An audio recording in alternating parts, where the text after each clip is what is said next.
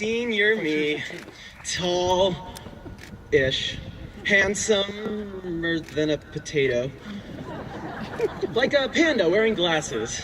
And then there's freshman me, shorter, cuter, like a baby panda wearing glasses. My freshman year, I walked into 7th period drawn design with a backpack the size of a truck, completely unprepared for the life-changing words of art teacher Mr. Stallings.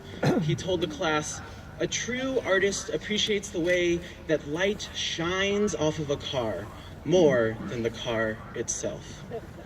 These words have changed my life forever and have helped me come to terms with the confession that I must make today. Mom, Dad, I'm an artist. Oils, watercolors, I've even dabbled in acrylics. I love to paint and draw. But in my time here at Creek, I've learned that being an artist is more than simply being able to paint or draw.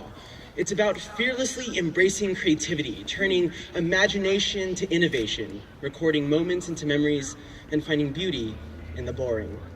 And believe it or not, each and every one of us here today in our 4 years here at Creek has been an artist. Now, I know what a lot of you are thinking. I'm no artist. I have no artistic talent whatsoever. I've never even taken a drawing class before.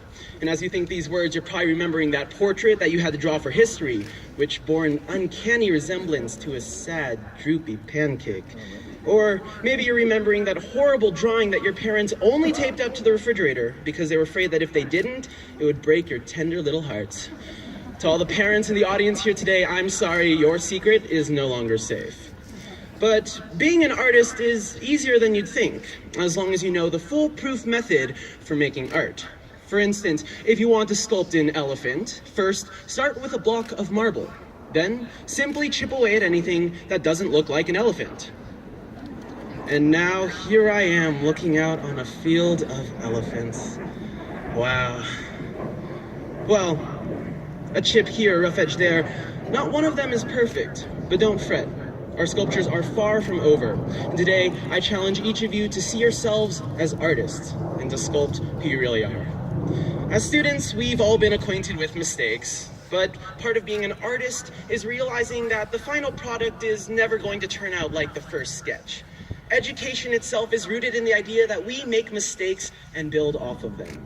Dilbert cartoonist Scott Adams once said, "Creativity is allowing yourself to make mistakes. Art is knowing which ones to keep."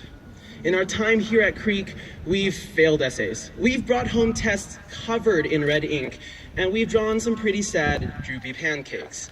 But through it all, we persevered. We made the right mistakes, and we kept carving. Artists also take inspiration from all those around them. With a graduating class of over 800, we have a myriad of perspectives that help us see the world in new ways. Embracing different perspectives teaches each of us where we should chip and carve our own sculptures. If you're still unconvinced about being an artist, we've already demonstrated that we all are. Our senior class gift, the mural, was literally a work of art, with hundreds of us putting brushes to canvas to create a beautiful reflection of our legacy.